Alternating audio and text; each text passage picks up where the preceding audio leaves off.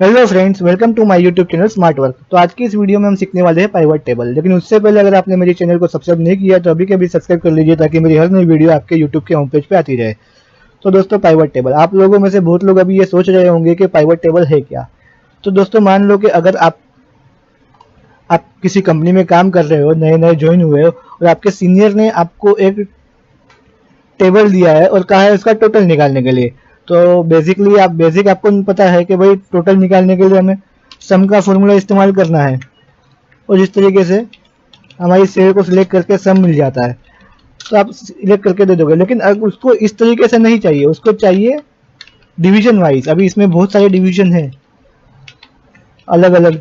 हमें division wise total चाहिए कि अहमदाबाद का टोटल सेल कितना हुआ है, बेंगलोर का टोटल सेल कितना है, वाराणसी का कितना, मुंबई का कितना है, उस तरीके से। तो उस केस में आप कैसे करोगे टोटल? क्या इसके बीच में बार सेल को इंसर्ट करके यहाँ पे सम का फॉर्मूला डालोगे? हाँ, ये भी कर सकते हैं, लेकिन ये थोड़ा टाइम कंज्यूमिंग हो जाता है। या फिर दूसरा एक ऑप्शन है कि हम सम इफ का इस्तेमाल करें। लेकिन सम इफ का फॉर्मूला क्योंकि एडवांस फॉर्मूला है, आप मेरे से बहुत लोगों को शायद नहीं आता होगा, या फिर आता है लेकिन क्योंकि वो टाइम कंज्यूमिंग है और टाइम हमारे पास कम हो, तो उस केस में हम पाइवट टेबल का इस्तेमाल करते हैं। कैसे करना है बताता है। हमें हमारा टेबल सबसे पहले सिलेक्ट कर लेना है, इंसर्ट में जाना है, इंसर्ट में जाकर हम पाइवट टेबल पे क्लिक करेंगे।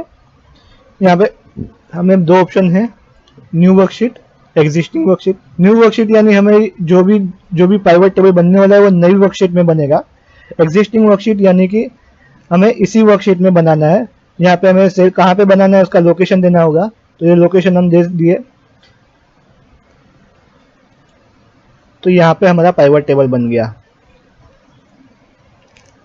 अभी यहाँ पे हमारे डिवीजन को यहाँ पे हमें ड्रॉ में डिलीट करना है, किन किन चीज़ों का टोटल चाहिए वो, और कौन सी वैल्यू का टोटल चाहिए उस कॉलम को हमें वैल्यूज में सिलेक्ट करना है।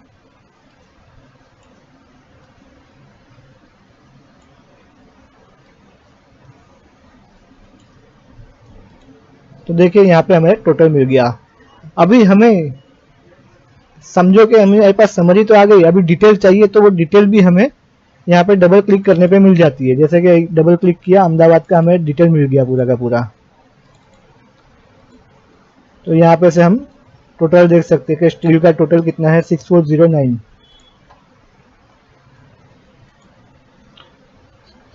6409 स्टील का टोटल, ठीक है,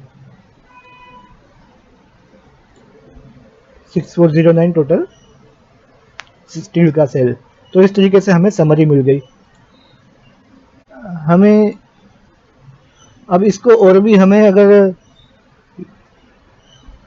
सिलेक्शन बेस बनाना है, ज़्यादा यूज़र फ्रेंडली बनाना है, तो हमें स्लाइजर का इस्तेमाल कर सकते हैं। स्लाइजर को इस्तेमाल करने यानी कि समझो कि हमें पर्टिकुलर डिवीजन का ही डिटेल चाहिए रहेगी, तो हमें स्लाइजर में डिवीजन सिलेक्ट कर लेना है, और या तो पर्टिकुलर मंथ का चाहिए तो पर्टिकुलर मंथ को सिलेक्ट कर लेना है।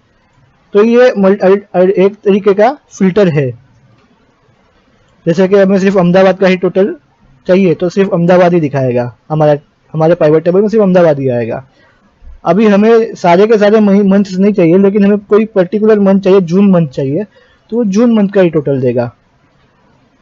अभी हमें सिर्फ जून नहीं, हमें और 2-3 मंथ चाहिए, तो हमें यहाँ पे क्लिक करना है मल्टी सिलेक्ट में, और हमारे मंथ्स को सिलेक्ट कर लेना है, तो वो उनका टोटल ले लेगा अंदर। उसी तरीके से डिविजन्स के लिए भी सेम वैसे ही। समझो कि हमें अहमदाबाद और बेंगलोर का टोटल चाहिए था, चेन्नई का चाहिए, मतलब यहाँ पे से एज पर योर रिक्वायरमेंट हम हमारे रिक्वायरमेंट के हिसाब से हमारी रिपोर्ट बना सकते हैं। सारे चाहिए तो इसको निकाल दो तो सब आ जाएगा, ये फिल्टर निकल जाता है क्लिक करने से। तो इस तरीके से हम फिल्टर का इस्तेमाल भी अच्छी तरीके से कर सकते हैं पाइवट टेबल में। दूसरा है टाइमलाइन है। टाइमलाइन क्या है, हमने क्योंकि मंथ ऑलरेडी डाला हुआ है तो टाइमलाइन का इस्तेमाल कर पाएंगे हम। तो मंथ को सिलेक्ट कर दिया, तो यहाँ पे तो हमें सबसे पहले तो पूरा का पूरा ही सिलेक्शन दिखा रहा है। अभी समझो हमें सितंबर 20 को सिलेक्ट करता हूँ, तो सितंबर 20 में क्योंकि हमारा कोई डेटा है ही नहीं, इसलिए वो दिखा नहीं रहा है। मार्च 20 में, तो मार्च 20 का डेटा हमारे सामने खुल गया। उसी तरीके से हम हमारे रिक्वायर्ड मंथ को सिलेक्ट कर सकते हैं। मल्टीपल मंथ्स भी इस तरीके से हम सिलेक्ट कर सकते हैं।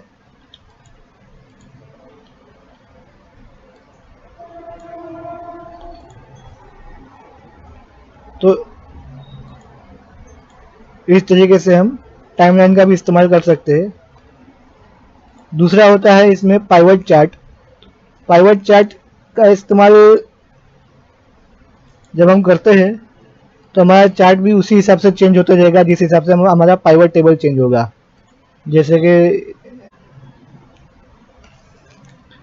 कि समझो हमने जैसे कि पाइवट टेबल में आयरन को लिया था, तो आयरन निकाल देंगे तो पाइवट चार्ट में से आयरन निकल जाता है। देखिए आयरन निकल गया। अभी टोटल सेल निकाल देंगे तो चार्ट में से भी निकल गया। इस तरीके से हम पाइवट चार्ट का भी इस्तेमाल कर सकते हैं हमारी प्रेजेंटेशन के लिए।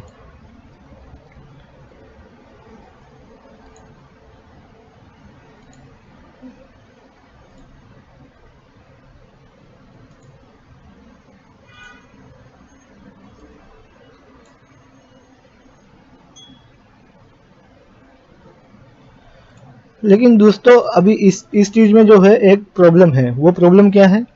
जैसे कि अगर हमें कोई भी पाइवट टेबल में जब हमें कोई फॉर्मूला इस्तेमाल करना हो तो वो हम उसको कॉपी पेस्ट नहीं कर पाते। हम फॉर्मूला तो इस्तेमाल कर सकते हैं लेकिन उसको कॉपी पेस्ट बाद में नहीं कर पाएंगे। जैसे कि हमें इसका 10% निकालना है सेल्स का, तो हमने 10% तो निकल गया, लेकिन जब मैं इसको कॉपी करके बाकी सेल में पेस्ट करूंगा तो वो उस हिसाब से चेंज नहीं होगी वैल्यू। वो सेम उसी सेल को ही प्रीफर करेगा। तो बहुत लोग क्या करते हैं कि पाइवट टेबल को सिलेक्ट करके एक नया टेबल बनाते हैं, वहां पे पेस्ट स्पेशल कर देते हैं और वहां पे अपना फॉर्मूला लगा लेते हैं। ऐसा भी कर सकते हैं हम, लेकिन इसमें भी एक प्रॉब्लम हो जाती है। इसमें प्रॉब्लम ये है कि जब हम हमारा टेबल में कुछ चेंजेस होते हैं, जैसे कि हमें यहाँ पे आयरन 500 है, उसको 1000 कर लेता हूँ,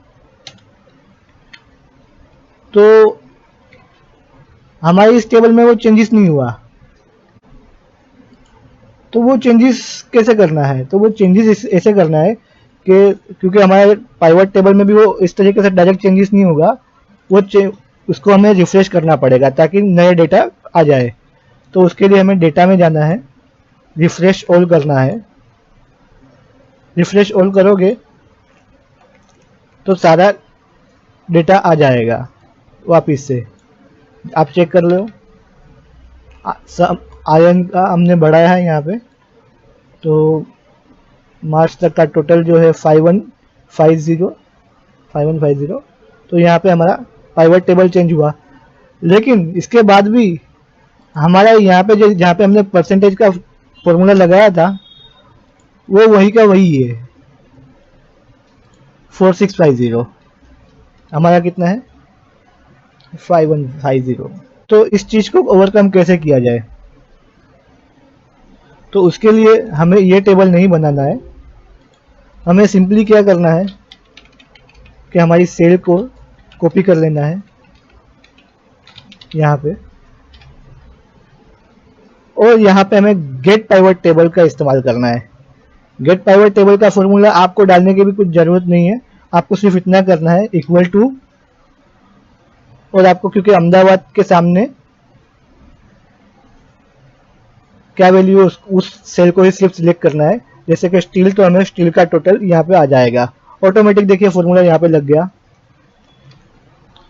अब हमें सिर्फ चेंजेस करने हैं कि अहमदाबाद को निकाल के, क्योंकि इसको मैं कॉपी पेस्ट करूंगा तो सिर्फ सब जगह अहमदाबाद ही पकड़ेगा, तो वो अहमदाबाद नहीं पकड़ के बेंगलोर, बिहार, चेन्नई भी आए उस हिसाब से हमें चाहिए। तो इसके लिए हमें इसको क्योंकि ये कॉन्स्टेंट लिख के रखा है, तो हम इसको निकाल देते हैं और हमने यहाँ पे सेल में अहमदाबाद लिखा है ऑलरेडी, तो इस सेल को हम सिलेक्ट कर रेफरेंस देंगे। तो इस हिसाब से ये इसका टोटल सब आ गया। देखिए सेम वैल्यू है, ये स्टील लिख देंगे हम ऊपर। सेम वैसे ही कॉपर के लिए भी क्या करना है, अहमदाबाद को निकाल के सिर्फ इसको सिलेक्ट कर लेना है। तो कॉपर के लिए भी हो गया, आयरन के लिए भी वैसे ही, और टोटल के लिए भी वैसे ही करेंगे हम।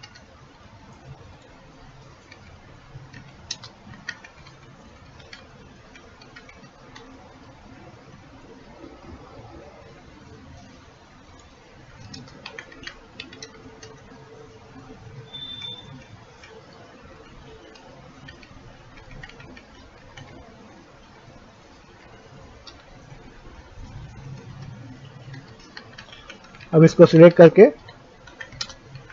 अब यहाँ पे हमारा फॉर्मूला हम लगा सकते हैं, और हमारा टेबल जैसे चेंज होगा हम रिफ्रेश करके हमारा डेटा भी रिफ्रेश कर पाएंगे। अब कैसे करना है एक बार देख लेते हैं टेस्ट करके। जैसे कि हमने यहाँ पे 5500 बढ़ा दिया था, तो 500 वापस कम कर देते, 564 ले लेते हैं। अब देखिए ये आयन का चेंज होता है कि नहीं, रिफ्रेश करा, आयन चेंज हो गया। उसी हिसाब से इसका टोटल आया है 15928 और उसका 10% 159.28। तो इस तरीके से हम गेट पाइवट डेटा का इस्तेमाल करके भी हमारे पाइवट टेबल के ऊपर फॉर्मूला इस्तेमाल कर सकते हैं। तो दोस्तों, अगर आपको मेरी इस वीडियो से कुछ नया सीखने मिला हो तो मेरी वीडियो को लाइक कीजिएगा और शेयर कीजिएगा ताकि दूसरों को भी सीखने का मौका मिले। और अगर आपने अभी तक मेरी चैनल को सब्सक्राइब नहीं किया तो अभी सब्सक्राइब कर लीजिएगा ताकि मेरी हर नई वीडियो आपके यूट्यूब के होम पेज पे आती रहे। Thank you.